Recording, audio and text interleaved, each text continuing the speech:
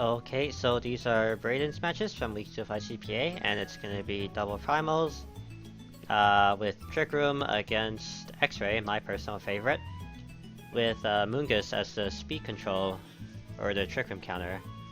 So let's just start.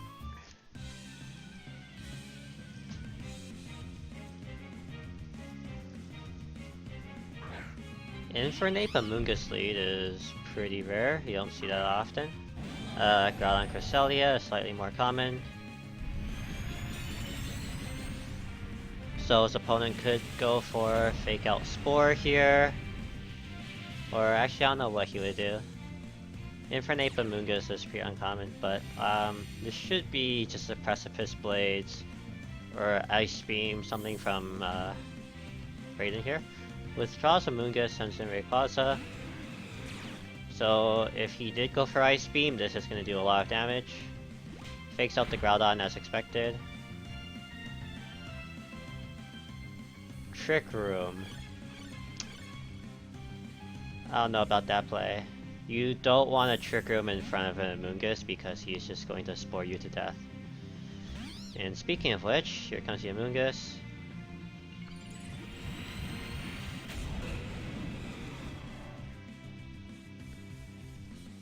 Rayquaza Mega Evolves.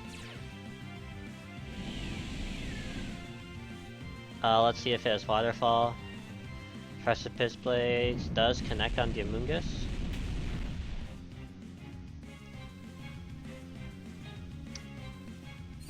Ice Beam onto the Rayquaza should do about 20-30%. 35% with the crit. And it does have Waterfall, so goodbye Groudon.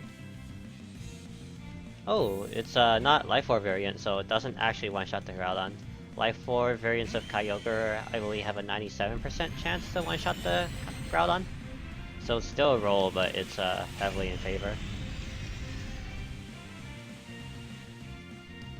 Withdraws Groudon, brings in Kyogre. I expect that slot to get spored. Indeed it does. Oh, actually, spores to Cresselia, so okay. So basically saying that Groudon can't really counter his team, and Rayquaza can take care of it. Because Groudon cannot really threaten the Rayquaza. Waterfall does minimal damage, so he withdraws the Rayquaza, sends in Xerneas. Probably just gonna start Geomancying up, cause yeah, it's another Spore. You want to Trick Room after the Amoonguss is dead?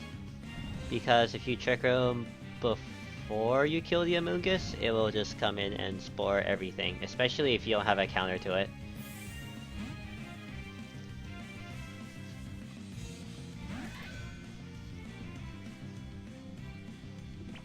Grass onto Kyogre.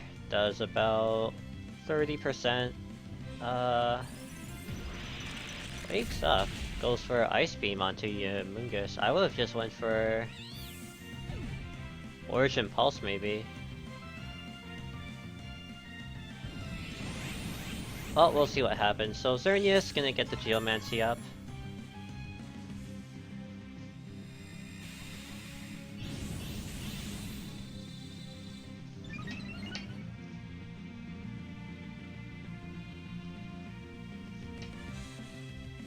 Trick Room ends, Sensei Rayquaza.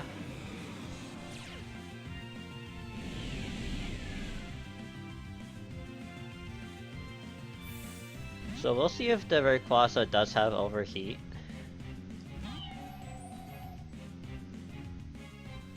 That's gonna be a Dazzling Gleam. And Rayquaza does not have Overheat, but instead goes for Dragon Descent, so we'll see if Andrew or Braedyn Gyro Balls his Xerneas here. Yeah, Dragon Descent isn't gonna do much to an Aegislash. No! No, you could have killed the Xerneas. That's a misplay.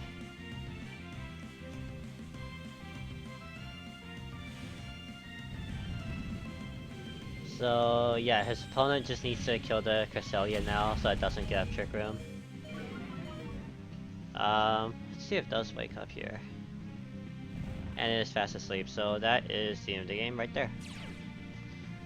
There's no point watching the last 2 turns.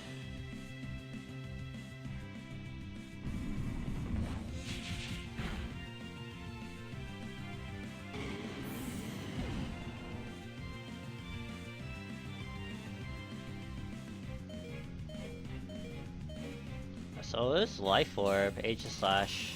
Okay, so definitely Killer would have killed the Xerneas with a Gyro Ball there. Crit mattered, as always.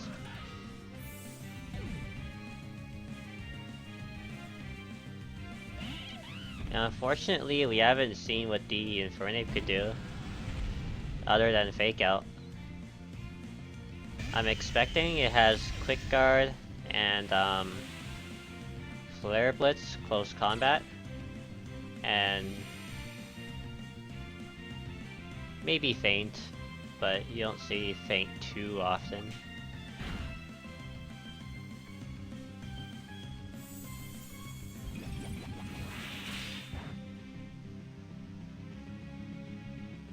So Xerneas could have just Dazzled there and won the game. Dazzle does a solid 40% to Groudon.